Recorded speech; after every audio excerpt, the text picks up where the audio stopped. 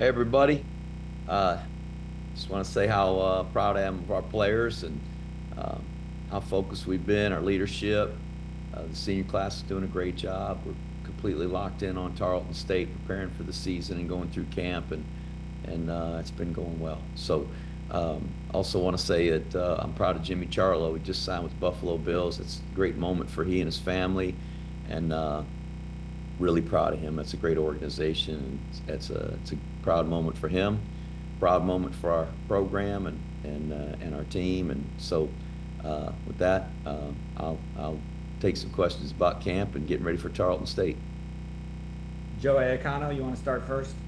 Yeah, absolutely, Eric. Thanks. Hey, Coach Monken. First question, obviously there's a lot of attention on the quarterback competition on the top three, Washington, Coleman, Helms, not necessarily in that order. I know it's only been a couple days of camp, but what have you seen so far out of those three? Can you elaborate on their progress a little bit? And they're all doing a good job. It's great to see that. Obviously, Dwayne's got the experience on those guys, but the other two guys are performing really well. And Dwayne's he's a strong leader among the group, and but those other two guys, they're quarterbacks. They're outstanding high school quarterbacks. They get a lot of respect from our team and players, and so I think all of them are doing a really nice job. And it's fun to see some competition at a position that is so important to the program, so important to our team. And defensively, we've heard a lot of noise that some of the younger players are starting to make some noise and have an impact a little bit. Specifically, linebacker Bryson Banks rather. And could you comment a little bit about what you've seen from him so far, and maybe any other younger players that have caught your eye the first couple of days of camp? Sure, Bryson played in our prep school, so we had some idea with him coming into camp here that he was gonna be able to perhaps make some waves or get noticed, and he has. Real physical kid, really good player. So he and Jaquavius Moss, who's another freshman, was at our prep school. Both those guys are doing a good job at that inside linebacker position. We got some young guys at every position that I think are starting to maybe catch the eye of the coaches. And it's hard to do that really early in camp. They're trying to learn the playbook, and sometimes they look a little bit out of place or uncomfortable just because they're not ready to step in there and take a rep with the older guys. But a lot of teaching moments, and I'm looking forward to watching the rest of those guys kind of come around. And then my final question, first scrimmage is coming up this Saturday. What are you hoping to see and kind of get out of that scrimmage on Saturday? Well, we've had a lot of interaction where we've had offense go against defense.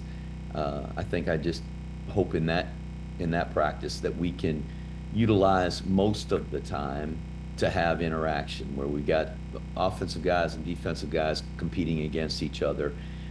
That's not, you can't do that every day, all day. It's impossible because of who we are on offense and what our defense has to prepare for the rest of the season. But it's really good to get that competition. So daily, we've got some periods that we do that. Saturday, we're just going to try to do that for most of the day. Thanks, Coach. Yeah, thank you. Ken Kreitzer? Hey, Coach. Ken Kreitzer, Canvas Media. Good to see you. Hey, I just was going to ask you, Saturday's practice was canceled, and Monday, Tuesday were closed to the media. There was some hardly unofficial reports that something happened Friday night. Anything you can say to clarify? No, we're going to focus on Tarleton and on the camp, and let's just talk about that and move forward. Okay. We've been talking to a couple of the offensive linemen, Brady Small, talked to Teddy Williams last night, Paolo Generali, and you've got a couple of new players on the left sideline, Henry Applegate and Will Defco. How do you feel like they're coming together as a unit? They're doing a really good job. That's Henry Appleton, Denton, Texas, and the rest of those guys that you mentioned. That's a good group. Those are veteran players, and they're having a really good camp. There's several guys in the depth there that we really like, and some older guys that I think are going to be able to provide the depth we need to have a good offensive line again. And I know Joe asked you about the quarterback situation with your top two, Dwayne Coleman and Ethan Washington. Would you like to find one quarterback from the two, or could you see a scenario where you play both during the season? I think we'll be better if it's one, and certainly Dwayne right now has the game experience and the veteran experience right now, and he's doing a really good job, as is Ethan. But you know, that's a competition that's going on. There's a lot of positions like that where a guy hasn't been a regular starter. You know, certainly I think the competition is going to be a little bit more closely contested. Thanks, Coach. Thank you. Ken McMillan. Hey, Jeff. Sticking with the quarterbacks, how different are these three leaders at the moment as far as their style of play? And is that, how much of an impact is that on how, who you will decide upon based upon how you want to run the offense this year? Yeah, they are all different, Ken. Just their build, their natural abilities and skill sets are a little bit different. I don't know that we're going to have a quarterback in our offense where we're going to drastically change, but I think really it's dependent upon who the quarterback is and maybe what we do more of or less of based on that player. So each one of them is a little bit different, and I think likely as this thing shakes out, Cody, whoever we settle in on as the quarterback, will really gear his calls and gear our game plans to the strengths of that quarterback. How critical is it that someone establishes themselves quickly at this point? Yes. I think that's going to be important to do over the next few days and the next week, and I think it'll play out. I do. I think we'll have a pretty strong sense of who that's going to be with at least a couple weeks to go before we play. How's the running back core coming along, and do you feel like you're going to be getting sufficient depth? Oh, I do, and I'm really happy with the group of guys we got there. You know, in the backfield, Hayden Reed, he's a really good football player. We've got Jake Rendina, Carson Smith, Briggs Bartosh. All those guys are having a good camp, and they're all a little bit different, but I think all of those guys are good players. The slot position, obviously having Noah Short back, he has made a lot of plays for us. Guys like Samari Howard and Day Clark and Trey Benson, and Brady Mott. There's a lot of guys, Aiden Self, Sebastian Shannon, all those guys that, a pretty good nucleus of guys that I think are very capable and can help us be successful. Any chief concerns at this point of camp of you really need to work on some certain things or certain depths anywhere? Oh, I don't know at this point if I could say. There's a lot of guys battling and working really hard, and I think at this point we're just trying to get everybody up to speed in the playbook. The freshmen who are going to be a lot farther behind, but to recognize and see if there's any of those guys that can help us on offense or defense, and certainly on special teams. And then for the veteran players, it's been a while since we played football, been since spring ball. So there's that process of getting back into it, which they are. And last thing, as Kenny said, we spoke yesterday with Paulo and Ethan Washington. Can you give me a couple words about Ethan Washington? What kind of player he is, and then specifically on Paulo, what's made this kid so good? Well, Ethan is very talented. He is built differently than a lot of the quarterbacks we've had here. He's long, much like Christian Anderson, but he's much more. I guess he's just a little more stout. Christian was a really good, fast perimeter runner. Broke away on a lot of long runs, and Ethan's a little thicker and still would be a good inside runner, a good arm, and just very natural leader. And so I'm glad we got him in our program. Paulo Generali, just a tough kid, physical and great blocker. Obviously, that offensive line we had last year was pretty special, but having him line up right next to Brady Small, and those two guys are really good players. The two veterans coming back off of that Joe Moore offensive line group from last year. So um, he's he's strong and he's tough and he's physical and he's just our kind of guy. And last thing, does this camp remind you of any recent camps, and how much are you enjoying this?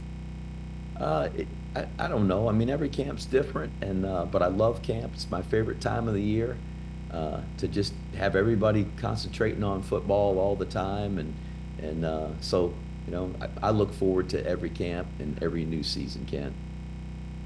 Thanks, Jeff. Thank you. Sal, go ahead. Hey, Coach, how are you? Hope you're having a good day. You too, Sal. Hey, can you talk about Will Jeffcoat's journey back to coming back, and then now he's competing, one of your main linemen this year? Can you talk about what he's gone through and his work to get to where he is? He's great, great kid, and has really blossomed into a terrific leader.